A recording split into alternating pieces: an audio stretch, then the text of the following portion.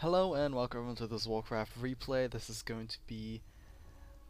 what is it? I think it's just a random series, honestly. It is going to be a best of 3 from the Zodiac Dream League that was played around last week, maybe. Yeah, I finished with WCA. Not necessarily finished, more like stopped. Yeah, I guess it was... I think it was just a justified decision by me, because it wasn't gonna be good at the ending. Yeah, and of course if you just take away the tournament structure, it's basically just a lot of replay series that I did. Yeah, but like, you own basically my channel's only been about 8 to 16 players, like strictly only their replays. So let's try something a little different. And of course by different I mean just, more recent games. So we have a Night Elf vs Orc matchup here. I don't think we've had this particular matchup in a long time, especially not between these two players. Starshaped, with that little DKH in his name there, spawning in as the teal Night Elf player in the bottom left. He will be going for that Demon Hunter first. He'll be facing off against Tiger, otherwise known as Cash. Cash spawning in here as the Red Orc player. He will be going for the standard Blade Master. So before I went into this cast, I checked to see, how long it's been since I casted these two players, and Cash, surprisingly, I've casted a game of him right before the WCA, I think, or maybe it was like a month in WCA, because I remember I casted like some random games because I felt rushed at that time. Yeah, that's what it was. So there's that. 5 months ago I casted Cash. Starshaped, on the other hand, was a little over a year, so yeah, it's always nice to cast players that I have not casted in a while. Of course, that also includes Focus, who should be coming into the scene in about a couple months, maybe. Actually, 4 or 5 more months to go, I guess. Anyway, map is on Last Refuge. We do have both players clearing out their respective camps, although I guess Cash didn't do so entirely, since he usually just... Orc players will usually go for the item and then back off. Does seem like the Blade Master, I think he picked up one of those circlets there. I don't know if he actually just bought both of them from the shop. Okay, here we go. Ensnare from the Trapper will lead into, I believe, the Demon Hunter denying that Archer. So, yep. Nice timing right there, Demon Hunter. Preventing that Blade Master from getting additional experience. Demon Hunter actually got himself the +6 claws, so that is definitely a desirable item for the Blade Master indeed. I actually have no idea why this camp got pulled, but that's what happened. Wand of Illusion has been picked up by, I believe, I don't know, some troll, High Priest. There we go, High Priest. There it is. So yeah, Illusion will actually make it a lot easier for the Orc player to start creeping out, because like, you don't have that many units out as an Orc player, because you're like going straight to tier 2. You'll have like 2 or 3 grunts at the end of it, and then you have to wait for that Bestiary and Spirit Lodge to finish, and then transition into that tier 2 army. It does seem like Starshaped wants to go for more of a Huntress oriented opening here. This is a lot safer than just going for that couple of archers at the beginning, go straight to tier 2 and like produce nothing until you get double Ancient of Laws. So yeah, the Huntresses will keep the pressure up while like behind the shadows, tier 2 coming down for Starshaped. Also behind the shadows, we have an Ancient Protector being constructed here, and the Blade Master actually spots it. That is extremely lucky for him, because it is nearing completion, but by the time it gets completed, I'm pretty sure it will actually die. In fact, it got cancelled. Okay, I didn't see the Wisp actually pop out there. Blade Master might actually die. This is a bit of a problem because he's actually out of mana. Like, you know, add 50 points to why the Demon Hunter is just so good. So yeah, Blade Master falls at level 2. That's actually a pretty big blunder on Cash's part there. But it does seem like he wants to Tavern Revive him back up. Might be a bit of a problem because he's gonna run into the Demon Hunter again. Healing Salve is gonna get cancelled. Demon Hunter's been cancelling his attacks so many times, and he actually gets surrounded. So, I guess that's what you call an equivalent trade. Although that's not entirely true because the Demon Hunter does escape. But, at least the TB scroll has been used. Actually, I think that might as well be an equivalent trade there. Like, the TB scroll costs around, oh god, I forgot. It's been a while since I played Warcraft, honestly. 350 gold, I think that's what it was. I don't actually remember the revival cost of level 2 hero, but it's a lot more for the tavern, because that's instant and like reduce stuff. Tavern takes some time, but that's about it. Interesting that we get a Priestess of the Moon here for Starshaped, so he's confident he's never gonna get himself the True Shot aura. Yeah, very interesting. Usually, like, regardless of what race you are, unless you're undead, then you'll definitely go Lich second. But yeah, Night Elves or humans would tend to go for the Beastmaster. At least that's what we've seen in the WCA. Actually, I'm just talking a bit of nonsense here. It's been a while since an Orc Night Elf matchup. Actually, as far as I remember it would usually tend to be just one hero. Yeah. Either one hero or Panda, although I don't think the Panda's been seen all that much recently. So, Sobi Mask gets picked up there for the Priestess of the Moon. That's going to be a pretty useful item for the Priestess after level 2, because then she'll start getting those searing arrows and deal tons of damage. So Hunter's Hall is upgrading +1 armor. I believe that's +1 armor, yep. As +1 attack has already been completed for honestly, it's so hard to differentiate the druids and the sentinels, I guess. Yeah, I'm pretty sure sentinels is the right word. Right. Boots of speed picked up. We have a scroll of healing and 15-second invulnerability potion. Demon Hunter will pick up the average 7.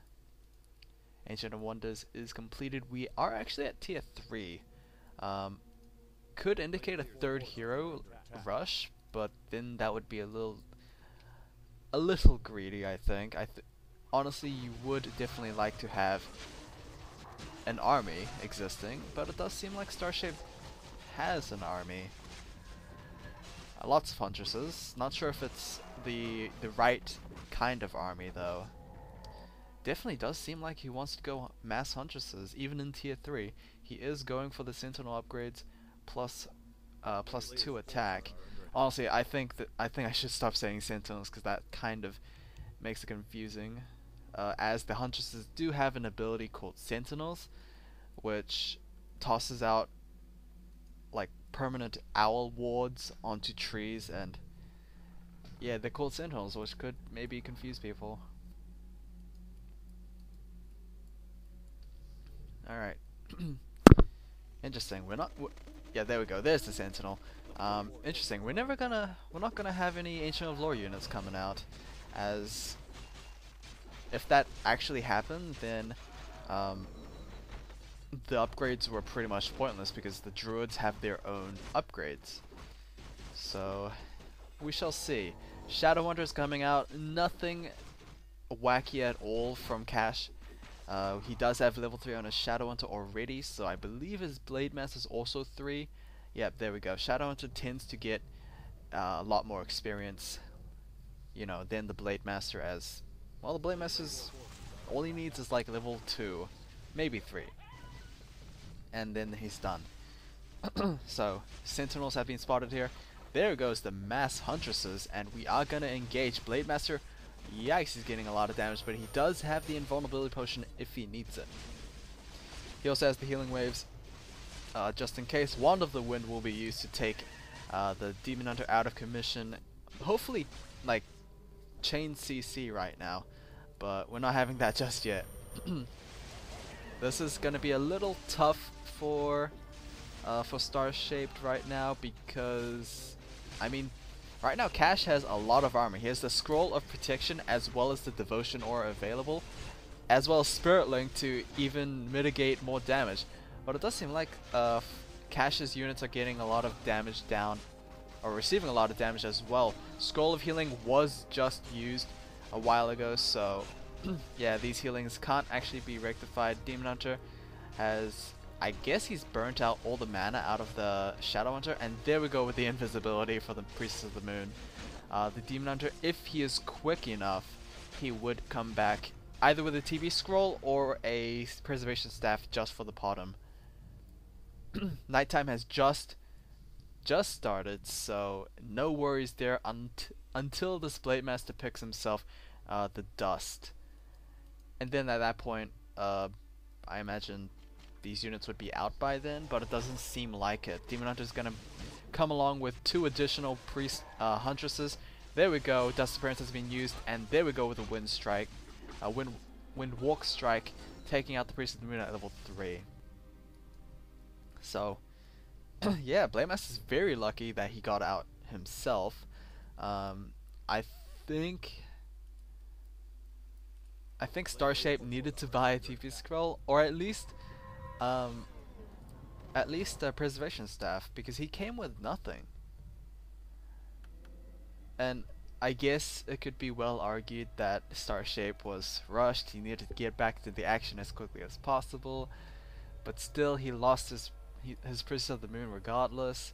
We're gonna have +2 armor upgrades. That's that was very close. Like, despite Huntresses being tier 2 units, the fact that the fight was very, very close against a tier 2 army from Cash, yep, that looks pretty good. Although, not sure how good this will look anymore, as we now have the War Drums aura for these Orc units added. I believe 10% attack buff right there. It can also be upgraded to 20 if we have Fortress Deck, but we do not yet. This could be a problem. We are going to have a couple of peons moving out. Not sure what they're trying to do here. They could be acting as meat shields, but I think they could also be used to just get rid of those sentinels by attacking them. Like, whack the tree and the sentinels are gone. Alright, here we go. This is probably a bad fight for Cash, honestly. He is going to lose the Ogre Lord to the Demon Hunter, but at least he picks up the Helmet of Valor. So yeah, that was a little unfortunate. Yes, the Demon Hunter also has a way of assassinating and creepjacking, as long as the opponent has mana. Yeah, Wyvern's coming out as well. That is, wow, great adaptation from Cash. Too bad he only has 1. Wyverns will do very, very well against these Huntresses, because not only do they deal a lot of piercing damage, as you can see here, 36 to 44, that's just their base. They deal poison as well, but of course Huntresses just can't attack air units. That's just blatantly obvious. Huh, this is very interesting, like, concept from Starshaped right now. These Sentinels can, apparently they can also see invisible units. I I didn't even know that even happened. I thought they just provided vision. Uh, but yeah, these guys can... Sentinels can actually spot invisible units. I guess I guess I'll put that down in my notes, because honestly, I have never even considered Sentinels being used like that at all.